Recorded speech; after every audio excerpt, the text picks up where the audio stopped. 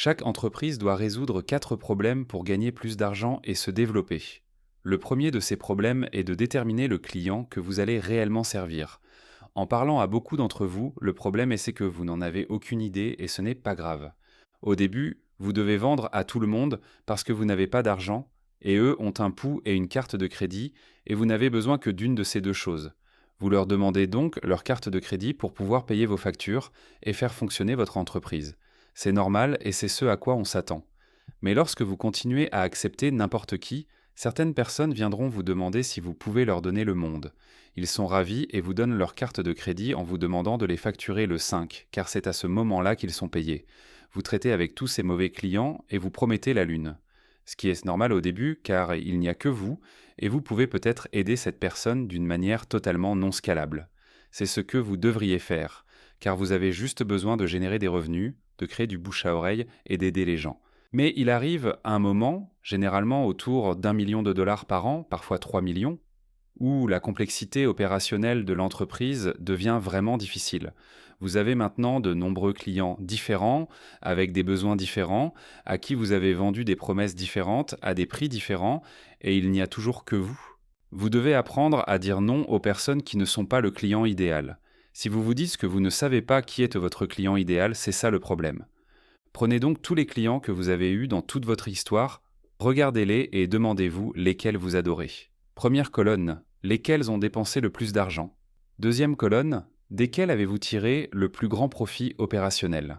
Troisième colonne, pour lesquels la prestation a-t-elle été la plus facile à réaliser. Quatrième colonne, vous regardez ces différentes listes et vous vous demandez s'il y a des thèmes communs, des personnes qui se trouvent dans 2 ou 3 de ces colonnes. Vous les aimez, ils vous ont rapporté beaucoup d'argent, et c'était très facile de leur fournir le service. C'est étrange, car ce n'est pas le produit principal que vous vendez, mais vous en avez vendu quelques-uns. Si 10% de vos clients se trouvent dans cette catégorie idéale, que se passerait-il si 100% de vos clients étaient exactement comme ça? Prenez le même nombre de clients que vous avez actuellement, mais imaginez qu'ils soient tous comme ce client idéal. Si vous refaites le calcul, vous gagnez généralement 5 à 10 fois plus d'argent. Ce qui est génial, c'est que ce processus ne nécessite pas plus d'infrastructure. Vous avez déjà l'infrastructure pour servir ce nombre de clients, vous servez simplement les mauvaises personnes parce que vous n'avez pas encore appris à dire non. L'une des choses les plus attrayantes en marketing et en vente est de dire « je n'ai pas besoin de votre argent » car cela donne à tout le monde encore plus envie de vous. Pour exploiter cela, vous dites à tout le monde que vous ne voulez pas leur vendre, aussi fou que cela puisse paraître. Ensuite, vous laissez venir les personnes qui sont le bon type de client, car elles se disent « Oh, je ne suis pas comme ça, je déteste ces gens-là aussi ». Et vous ajoutez « Mais si par hasard vous êtes cette licorne parfaite qui possède ces 2, 3 ou 4 caractéristiques, je peux absolument changer votre vie de cette manière très spécifique qui compte beaucoup pour vous. » Et ils se disent « Waouh, on dirait que cette publicité était faite pour moi. » C'est exactement ce que vous voulez. Une fois que vous effectuez ce changement dans votre message, vous attirez davantage ce bon type de client. Vous pouvez alors facturer un prix premium, même avec un niveau de service plus efficace sur le plan opérationnel et un produit de haute qualité, car vous faites la même chose pour chaque client. Vous devenez donc meilleur dans ce que vous faites, vous obtenez des taux de réussite plus élevés, vous le faites avec des marges plus importantes, car vous avez à la fois un prix plus élevé et un coût de revient plus bas. C'est ainsi que vous résolvez le premier problème. Mais vous devez apprendre à dire non, et la plupart des gens ne l'apprennent littéralement jamais. J'ai eu cette conversation tellement de fois que j'ai envie de le crier dans un micro, ce que je suis en train de faire. Voilà comment résoudre le premier problème. Le deuxième problème qui coince les entreprises, où elles se retrouvent dans une situation difficile sans savoir quoi faire, concerne 2 facettes du même problème. Soit vous facturez trop peu, soit vous payez trop. Je veux mettre des bémols à cela. Je crois fermement à l'embauche de grands talents et à l'intégration de bonnes personnes. Absolument.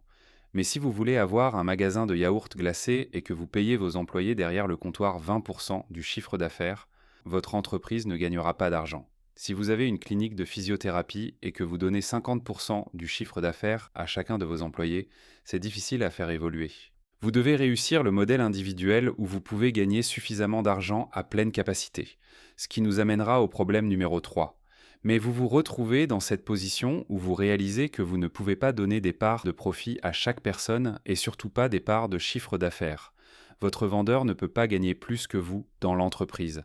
Peut-être au début, Mais à grande échelle, ils ne devraient pas pouvoir gagner plus que les propriétaires. Sinon, quelque chose est mal assorti. Vous devez avoir ces moments de lucidité, sinon les chefs d'entreprise resteront dans cette voie pendant des années, en se disant que s'ils annoncent un changement de rémunération, ils perdront leurs employés. Et je réponds, oui, et si vous ne le faites pas, vous ne grandirez jamais. Alors que préférez-vous? L'aspect pernicieux de chacun de ces problèmes était qu'ils présentent des difficultés qui semblent insurmontables. Pour le premier, vous vous dites que vous ne pouvez pas refuser de l'argent car vous en avez besoin pour payer vos factures. Mais en disant oui à des personnes qui ne sont pas le client idéal, vous ne pourrez jamais développer cette entreprise car vous ne pourrez pas facturer des prix premium, obtenir les meilleurs clients et avoir la marge opérationnelle nécessaire pour vous développer. Tous ces problèmes sont des impasses. Mais vous devez avoir le courage et c'est pourquoi votre style de vie est l'opportunité de vos concurrents. Ce dont vous avez besoin pour vivre vous empêche d'être agressif dans l'entreprise pour prendre la meilleure décision pour elle. L'entreprise, elle, s'en fiche. La version idéale et parfaite de votre entreprise existe, vous avez juste un certain nombre d'étapes à franchir pour y arriver. Et ceux qui y arrivent le plus vite sont ceux qui sont prêts à supporter des conversations inconfortables, des mois de faibles profits et un impact sur leur style de vie pendant de longues périodes. Le fait de pouvoir être agressif avec votre style de vie, c'est-à-dire de pouvoir vivre avec très peu, surtout lorsque vous êtes dans la fourchette de 1, 3 ou 5 millions par an, vous permet de prendre de plus grands risques et de penser à plus long terme. Vous vous dites, ok, nous allons changer ça.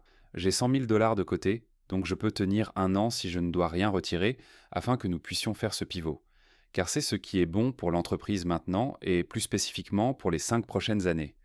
Donc, si vous avez tous ces employés mal rémunérés, vous devez vous asseoir et leur dire la vérité. C'est comme ça que je gère toutes les conversations vraiment difficiles. Vous devez avoir cette discussion, sinon vous resterez coincé en pensant que s'ils partent, vous n'aurez plus d'entreprise. Voilà le deuxième problème et le deuxième point de blocage. Chacun de ces niveaux est un endroit où les gens tournent en rond et restent coincés pendant des années. La partie 2 de ce problème est de ne pas facturer assez cher. Voici comment cela se présente. Mon entreprise est à pleine capacité et nous ne gagnons pas beaucoup d'argent. Je pense donc que je dois ouvrir un nouvel emplacement ou ajouter une nouvelle ligne de produits. Si l'activité principale de l'entreprise, même à un petit niveau de capacité, n'est pas rentable, soit vous devez trouver un moyen de réduire considérablement vos coûts de livraison, ce qui peut parfois être la rémunération de l'équipe si elle est complètement décalée. Soit, le plus souvent, vous facturez tout simplement trop peu. Et puis, il y a toutes ces questions éthiques comme « je me sens comme un imposteur ». Et je réponds, mec, tu n'es pas un imposteur, tu es fauché. On ne ressent le syndrome de l'imposteur que lorsqu'on prétend être quelque chose qu'on n'est pas. On me pose cette question tout le temps. Je me sens comme un imposteur en facturant autant. Vous ne vous sentez comme un imposteur que parce que vous mentez. J'ai eu un propriétaire d'agence hier qui m'a dit « J'avais une agence, j'ai atteint 150 clients et j'ai un très bon système d'acquisition de clients, mais cette entreprise a stagné parce que je ne savais pas comment la gérer. Elle s'est en quelque sorte effondrée, mais je savais très bien comment trouver des clients pour mon agence. Mais je me sens comme un imposteur en facturant pour ce système. » Je lui ai demandé pourquoi. « Est-ce parce que vous prétendez avoir été un propriétaire d'agence très prospère ?» Il a répondu oui. « Alors pourquoi ne pas simplement dire la vérité ? Dites que vous avez eu 150 clients sans rien savoir de la gestion d'une agence parce que le système est vraiment bon. Dites « Je suis nul en gestion, donc je vais juste vous donner le système et vous pourrez vous débrouiller pour gérer l'entreprise. Je vous croirai quand même. » Et il a dit « Oh, je suppose que je peux juste dire la vérité. » Tout le syndrome de l'imposteur autour de la tarification, fondamentalement, vous ne l'aurez que si vous déformez quelque chose. Si un client veut vous payer pour quelque chose, que vous avez cette chose et qu'il est prêt à l'échanger, c'est volontaire. Vous ne lui mettez pas un pistolet sur la tempe. C'est un échange, c'est comme ça que le capitalisme fonctionne. Vous avez quelque chose, ils le veulent, et il y a un prix qu'ils sont prêts à payer. S'ils sont prêts à le payer, c'est phénoménal. C'est le capitalisme que nous voulons. Nous essayons de le faire autant de fois que possible. L'idée d'avoir des scrupules éthiques sur le prix est ridicule. Vous ne voulez pas non plus vendre en fonction de votre propre portefeuille. Si vous êtes fauché, mais que ce que vous fournissez a beaucoup de valeur pour une personne spécifique, alors vous facturez en fonction de la valeur, pas en fonction de ce qu'il y a dans votre portefeuille. Si vous êtes fauché et que vous vous dites que cela vous aiderait vraiment, c'est cool. Cela les aidera probablement encore plus. Et si par hasard cela vous aide aussi, c'est comme ça que le capitalisme fonctionne. Les deux parties se disent merci.